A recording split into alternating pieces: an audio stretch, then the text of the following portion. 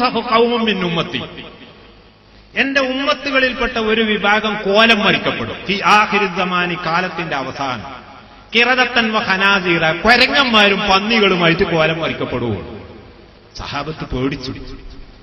ഒരാൾ എഴുന്നേറ്റ് നിന്നിട്ട് ചോദിച്ചു, അല്ലാഹുവിന്റെ റസൂലേ, ആ മുസ്ലിമൂനഹും യാ റസൂലല്ലാഹ്, അല്ലാഹുവിന്റെ റസൂലേ അവർ മുസ്ലിമീങ്ങളാണോ എന്ന് ചോദിച്ചു.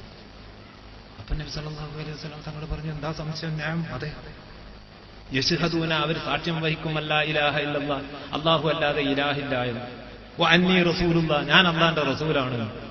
പോരാ, യുസല്ലൂന, അവർ നിസ്കരിക്കും, വ യസൂമൂന, അവർ നോമ്പ് നോക്കുകയും ചെയ്യുമെന്ന് പറഞ്ഞു. സഹാബത്ത് ആകെ പേടിച്ചു. സഹാബത്ത് ചോദിച്ചു, ഫമാ ബാലുഹും യാ റസൂലല്ലാഹ്, അങ്ങനെയാണെങ്കിൽ അല്ലാഹുവിന്റെ റസൂലേ എന്താണ് അവസ്ഥ? ഒരു മൂമിനുകൾ എന്തിനാണ് ഇങ്ങനെ കോലം മറിക്കപ്പെടുന്നത്? അപ്പൊ അവിടുന്ന് പറഞ്ഞു, യത്തഖിദൂനൽ മആസിഫ, അവര് വിനോദയന്ത്രങ്ങൾ ഉപയോഗിക്കൂ. വിനോദയന്ത്രങ്ങൾ എന്താണ് ആ സാധനം? എളുപ്പത്തിൽ മനസ്സിലാക്കാൻ ടെലിവിഷൻ പുറത്തു വന്ന കാലം എനിക്ക് ഓർമ്മയുണ്ട്. മഹാനായ കണ്ണിയത്ത് ഉസ്താദ്, നേരത്തെ മുല്ലക്കോയ തങ്ങൾ എഴുതിയ ലിസ്റ്റിലുണ്ട് എന്ന് പറഞ്ഞ ആളുണ്ടല്ലോ, ഓരോരുത്തർ ചോദിച്ചപ്പോ ഇതിനെപ്പറ്റി ശരിക്കും ഇങ്ങനെ വിചാരണ ചെയ്തു. എന്നിട്ട് അത് മആസിഫിൽപ്പെട്ടതല്ലേ, അത് വിനോദയന്ത്രമാണ് എന്ന് പറഞ്ഞു. വേറെ ഒരു മഹാനോട് ചോദിച്ചപ്പോ പറഞ്ഞു, അത് തങ്ങൾ പറഞ്ഞതുപോലെ വിനോദയന്ത്രം തന്നെ, പക്ഷെ ഇതിൽ നല്ലതൊക്കെ ഉപയോഗിക്കാം എന്നൊരു ഫത്വ ലഭിക്കുകയുണ്ടായി. ഏതായാലും ഇരിക്കട്ടെ. അങ്ങനെ പിന്നീട് ഈ വിനോദയന്ത്രം ഇങ്ങനെ പരിഷ്കരിച്ചു പോന്നു. ഇന്ന് ഏറ്റവും വലിയ വിനോദയന്ത്രം അടുത്ത ദിവസങ്ങളിൽ പുറത്തു വന്ന മൊബൈൽ ഫോണുകളാണ്. അല്ല എന്ന് ആർക്കാണ് പറയാൻ സാധിക്കുക? അത് ഉപയോഗിക്കും ഈ കോലം മരിക്കപ്പെടുന്നത്. പോരാ, ഈ കള്ളുകൾ കുടിക്കും. കള്ളുകൾ കുടിക്കും, അതും നബിന്റെ മോചിതത്താണ്. അന്ന് കള്ളുകൾ ഉണ്ടായിരുന്നില്ല, കള്ളേ ഉണ്ടായിരുന്നത്. ഇന്ന് കള്ളുകൾ അതെവിടുന്നാ കിട്ടിയത്? ഞാനൊരു മുസ്ലിം സുഹൃത്തോട് ചോദിച്ചതാണ്. അല്ല, കള്ള് പല ജാതി ഉണ്ടോ? അപ്പൊ അദ്ദേഹം ചോദിച്ചു, നിങ്ങളെന്തിനാണ് അത് ചോദിക്കുന്നത്? അത് നമ്മുടെ പ്രവാചകന്റെ ഒരു പ്രവചനം ഉണ്ട്, ഇങ്ങനെയാന്ന് പറഞ്ഞു. ഓ, നിങ്ങളുടെ പ്രവാചകൻ വലിയ ദീർഘദൃഷ്ടിയുള്ള ആള് തന്നെ, കുറെ കള്ളുകൾ പലതും ഉണ്ട്. അപ്പൊ ഈ കള്ളുകൾ കുടിക്കും. അങ്ങനെ യബീതൂന, അവര് രാത്രി കഴിച്ചുകൂട്ടും. അലാ ലഹ്വിഹിം, അവരുടെ കളിയുടെ മേൽ, വശറാബിഹിം, അവരുടെ കുടിയുടെ മേലും. അങ്ങനെ ഫയുസ്ബിഹു, അവരെന്നെ പ്രഭാതത്തിൽ പ്രവേശിക്കും. വഖദ് മുസിഹു, അവർ കോലം മരിക്കപ്പെട്ടിരിക്കുന്നു ആ സ്തുതിയിൽ. ഇത് നടന്നോ? ഇത് ചെറിയ അടയാളത്തിൽ അവസാനത്താണ് കണ്ടെടുത്തോളം. ഇത് നടന്നോ? ഓ, അത് നടക്കാൻ തുടങ്ങിയിരിക്കുന്നു. അല്ലാഹു കാക്കട്ടെ. വളരെ ഗൗരവമുള്ളതാണ്.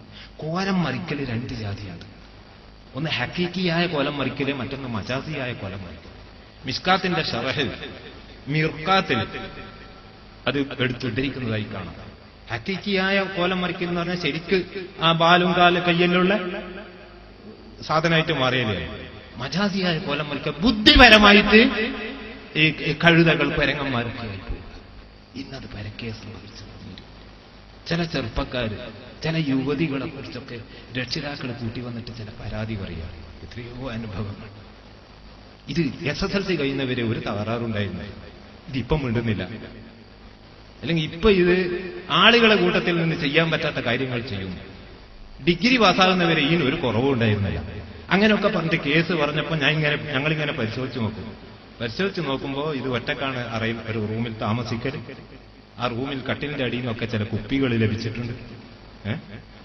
മൊബൈൽ ഫോൺ കയ്യിൽ നിന്ന് വെക്കാറില്ല. ഇതൊക്കെ കേട്ട് നോക്കുമ്പോൾ വളരെ പേടി തോന്നുന്നു. അല്ലാഹു കാക്കട്ടെ, ഈ സമുദായത്തെ അല്ലാഹു കാക്കട്ടെ, നമ്മുടെ ചെറുപ്പക്കാരെ മക്കളെ അല്ലാഹു കാക്കട്ടെ.